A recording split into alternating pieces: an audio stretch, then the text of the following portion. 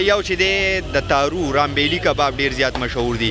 پیښور کې چې دی تورې کباب ډیر زیات مشهور دی. ان شاء الله یو ځل بال ته د رامبیلی ځای ته ځو، هغه کباب په هم تاسو سره په ویډیو کې شریکوم چې تاسو ته دا غوم پته ولګي چې څنګه تیاریږي او څنګه طریقې کار دی.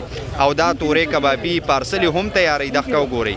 نیم کیلو چې دی په 400 او کیلو چې دی په 800 روپۍ باندې د کباب ملاویږي. او دا د فردوس یو وړوکی کوسه دا کوم ته چې کسابانو کوسه ویلې شي، نو غوښې پکې هم ملاویږي.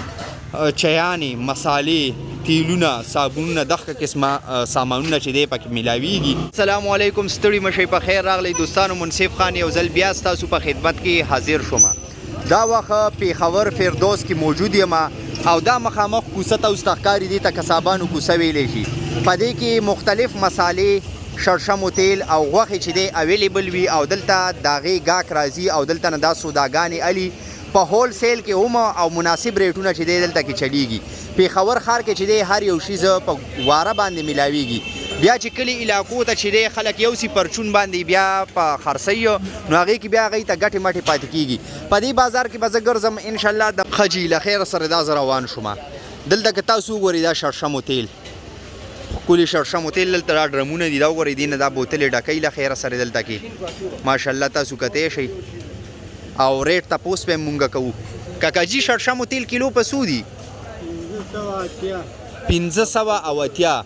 ریټ یې تاسو ته وویله کیلو شړشمو تیل چې دی 1580 روپۍ باندې ملاویږي او ښکلي تیل، معیاري تیل.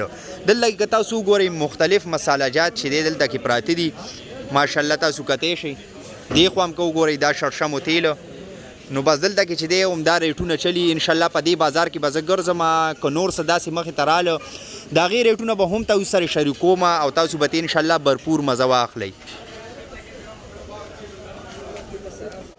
ریټ یې تاسو ته وویله 1540 شپېته 50 دا ریټونه چلي. دلته کې دا هول سیل بازارونه دي، نو دلته کې سوداګانې چې دی په ښه ریټونو باندې ملاویږي.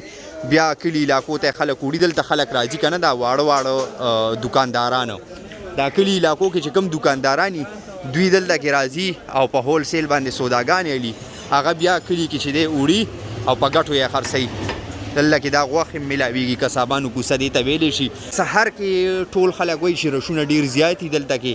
د هغې وجه دا ده چې سحر کې وختي خلک دلته کې راځي، سوداګانې الي او بیا چې دی کلي علاقو ته ځي نو خپل تجارت، خپل روزګار چې دی کوي. ماشاءالله دا وګورئ جي دا هول سیل دکانونه دي ښه. او دا د فردوس کې یو وړوکی کوسه دا کوم ته چې کسابانو کوسه ویلی شي، نو غوښې پکې هم ملاویږي. چایانې، مسالې، تیلونه، صابونونه، دغه قسمه سامانونه چې دی پکې ملاویږي. او بالکل تاسو هم وکتله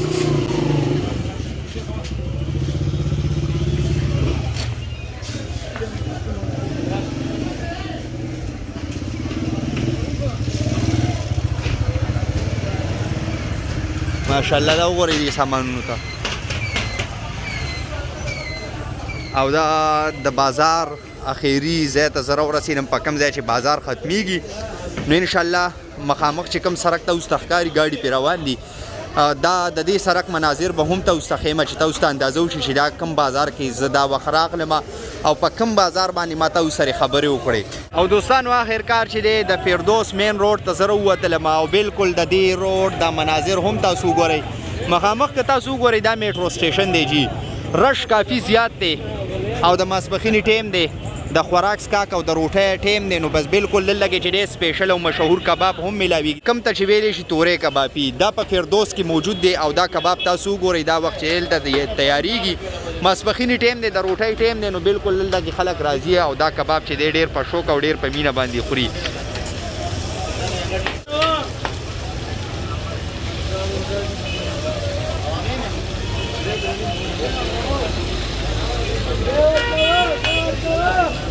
ماشاءالله یو چې دی د تارو رامبیلی کباب ډیر زیات مشهور دی. پیښور کې چې دی تورې کباب ډیر زیات مشهور دی. انشاءالله یو ځل بال ته د رامبیلی ځای ته ځو، هغه کباب په هم تاسو سره په ویډیو کې شریکوم چې تاسو ته د هغه هم پته ولګي چې څنګه تیاریږي او څنګه طریقې کار دی. او دا تورې کبابي پارسل هم تیاری د ښه وګورئ.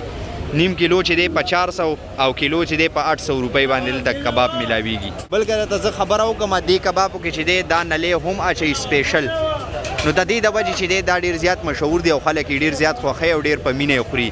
دا وګورئ دا نلی سپیشل د دې دپاره جوړ کړي وي او دا په دې کې اچوي په دې کبابو کې او تیاری یې. نو ډېر د خلکو خوښ دي، ډېر د خلکو فیورټ کباب دي. امید لرم چې دا ویډیو به م خوښه شوي.